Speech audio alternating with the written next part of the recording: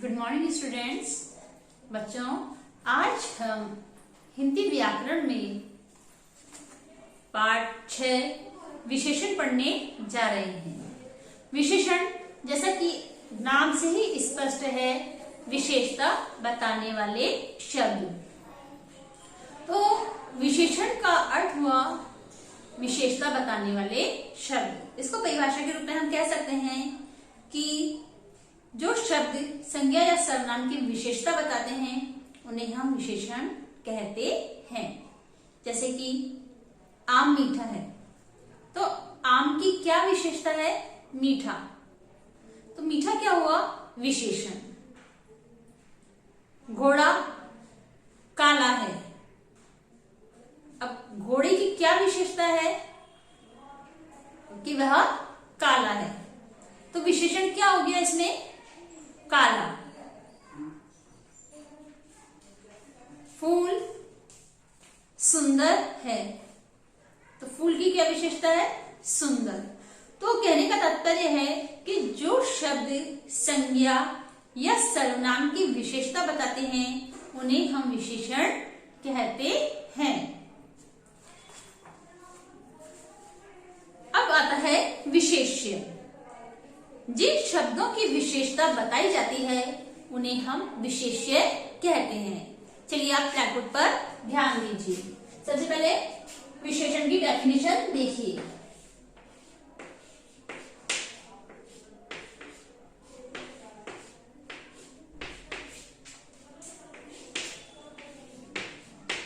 संज्ञा या सर्वनाम की विशेषता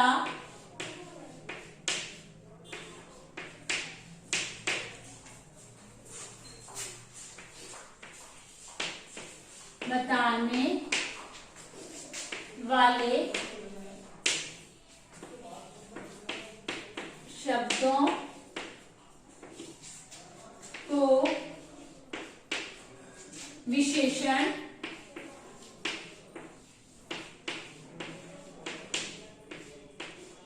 कहते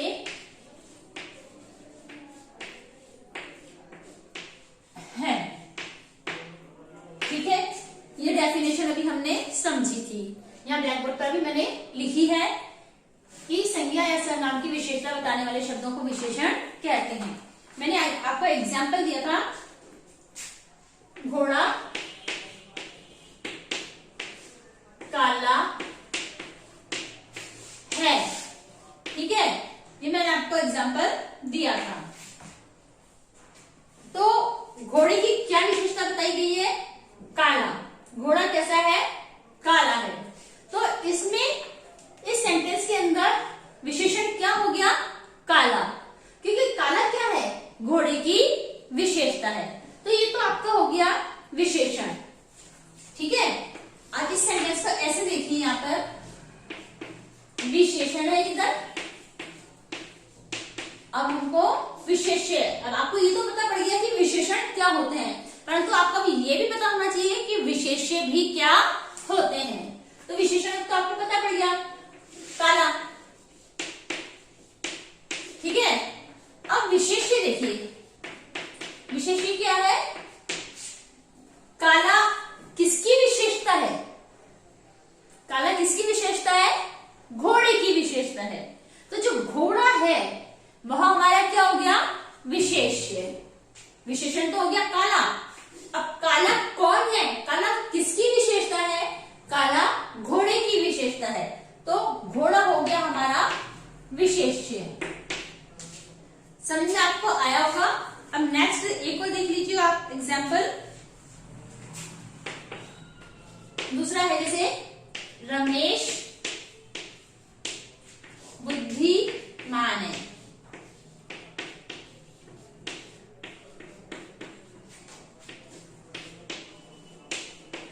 ठीक है, अब इसमें रमेश बुद्धिमान है सेंटेंस है आपको, इसमें रमेश की क्या विशेषता है? कि वह बुद्धिमान है, यानी रमेश कैसा है? रमेश बुद्धिमान है, तो विशेषता क्या होगी उसकी? बुद्धिमान। तो जो विशेषता है वह क्या है? विशेषण। जैसा कि मैंने आपको बताया था, विशेषण यानी नाम से ही स्पष्ट होता है, विशेषता बताने वाले शब्द। तो बुद्धिमान क्या है? विशेषता बता रहा है हमको, तो विशेषण तो हमारा हो गया बुद्धिमान। अब बुद्धिमान किसकी विशेषता है?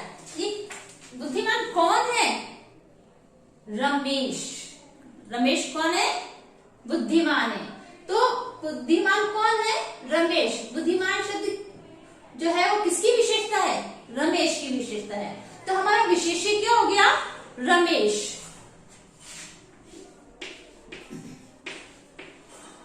रमेश जो है वो हमारा विशेष्य हो गया। तो आपको दोनों बातें स्पष्ट हो गई होगी कि जो शब्द संज्ञा या सर्वनाम की विशेषता बताते हैं उन्हें विशेषण कहते हैं, और संज्ञा या सर्वनाम जिन शब्दों की विशेषता बताते हैं उसे विशेष्य कहते हैं। यानी विशेषण जिसकी विशेषता बताते हैं उसे हम विशेष्य कहते हैं, जिन शब्दों की विशेषता बताई जाती है। जैसे कि इधर घोड़े की विशेषता बताई गई है, तो घोड़ा तो हो गया विशेष्य, और इसकी विशेषता क्या है? काला, तो काला हो गया उसका विशेषण। इधर रमेश की विशेषता बताई गई है, तो रमेश तो हो गया विशेष्य, और रमेश की क्या विशेषता है? बुद्धिमान, तो बुद्धिमान हो गया विशेषण। तो इस प्रकार आपको समझ में आ गया होगा कि विशेषण क्या होते हैं और विशेष्य क्या होते हैं। चलिए अब हम आगे बढ़ते हैं विशेषण के भेद। विशेषण के 4 भेद होते हैं: गुणवाचक विशेषण, संख्यावाचक विशेषण, परिमाणवाचक विशेषण और संकेतवाचक विशेषण। सबसे पहले हम आते हैं गुणवाचक विशेषण। जो शब्द संज्ञा या सर्वनाम के गुण और दोष को बताते हैं वो गुणवाचक विशेषण कहलाते हैं। जैसे कि गुण के अंदर अच्छा है, बुद्धिमान है, सुंदर है ना, चतुर है, ये सब क्या है? ईमानदार है। ये तो है गुण। अब दोष भी, इसके अतिरिक्त दोष होते हैं, जैसे चोर, चालाकी, बुरा, क्रूर इत्यादि, मूर्ख, ये सब क्या है? ये दोष को बता रहे हैं। तो गुणवाचक विशेषण के अंदर व्यक्ति के गुण और दोष दोनों को सम्मिलित किया जाता है। यानी गुणवाचक विशेषण जो होते हैं वो संज्ञा सर्वनाम के गुण दोषों के बारे में बताते हैं। जैसे कि राम बहुत ईमानदार है, तो इसमें राम की क्या विशेषता है? ईमानदारी का गुण है ना। अब दोष जैसे मैंने बोल दिया कि राम मूर्ख है, तो राम का क्या दोष है? मूर्ख है। तो गुणवाचक विशेषण के अंदर व्यक्ति के गुण व दोष दोनों ही बताए जाते हैं। दूसरा है संख्यावाचक विशेषण। जिन शब्दों से संज्ञा या सर्वनाम की निश्चित या अनिश्चित संख्या का बोध होता है उसे हम संख्यावाचक विशेषण कहते हैं। जैसे मैंने कहा हमारी कक्षा में 50 विद्यार्थी पढ़ते हैं, तो इसमें 50 क्या है? संख्या है। क्या है? 50 संख्या है। जैसे मैंने कहा राम के 4 पुत्र हैं, तो 4 क्या हो गया? संख्या।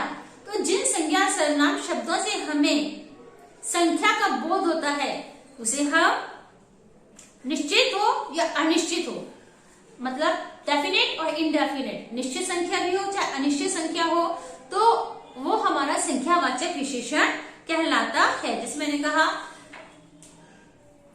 मुझे 100 रुपए दे दो, तो 100 रुपए क्या है? निश्चित संख्या है, यानी आपको संख्या बताई जा रही है, तो ये हमारा हो गया निश्चित संख्यावाचक विशेषण।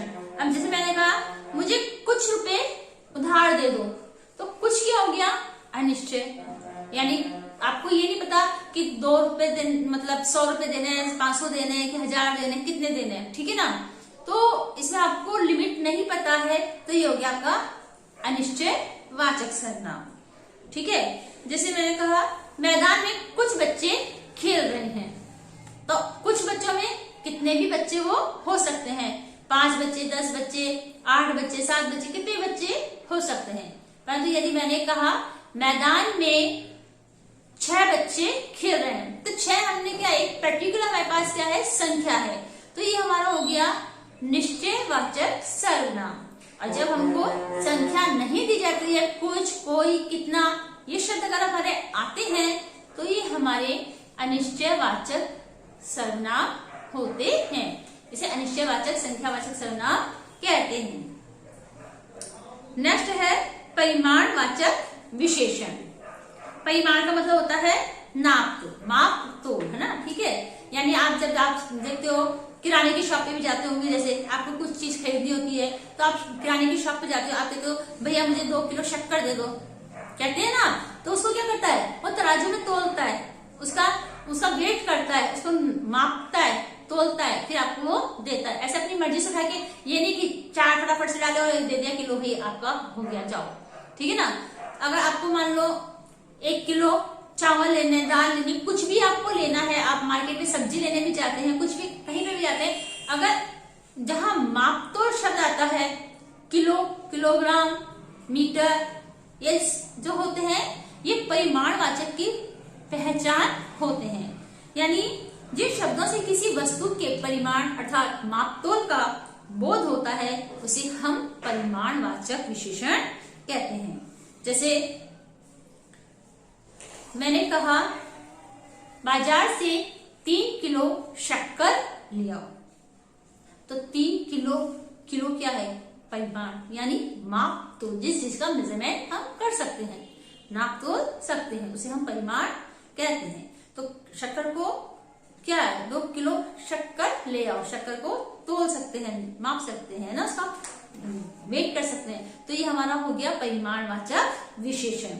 अब इसमें भी निश्चित और अनिश्चित होते हैं, यानी कंफर्म होते हैं, जैसे 2 kilo, 5 kilo, 8 kilo, 10 kilo, 2 metre, 4 metre, 10 metre, ठीक है, 1 लीटर, 2 लीटर, 5 लीटर, ठीक है, यानी आपको निश्चित परिमाण आपको बता रहा है वो माप तो, ठीक है।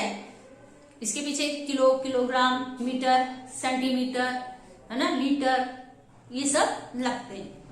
और अनिश्चय में मुझे कुछ कपड़ा दे दो, अब कुछ में कितना मीटर कपड़ा चाहिए, आधा मीटर, 2 मीटर, 4 मीटर, 10 मीटर, कितना चाहिए नहीं पता आपको, तो यहाँ कौन सा हमारा सर्वनाम हो गया, अनिश्चयवाचक, अनिश्चय परिमाणवाचक सर्वनाम, ठीक है।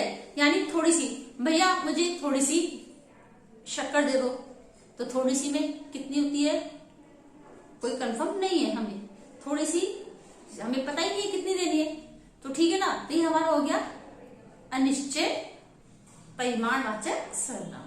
थोड़ी सी, कितनी, कुछ, कभी कभी आप देखते हो कि किसी के पड़ोस में कुछ खत्म हो जाता है, पड़ोसी के घर से मांग के लाता है कि मुझे थोड़ी सी शक्कर दे दो, थोड़ी सी चाय की पत्ती दे दो, 2 आलू, मतलब मैं एग्जाम्पल दे रही हूँ इसको एज ए एग्जाम्पल, ठीक है ना।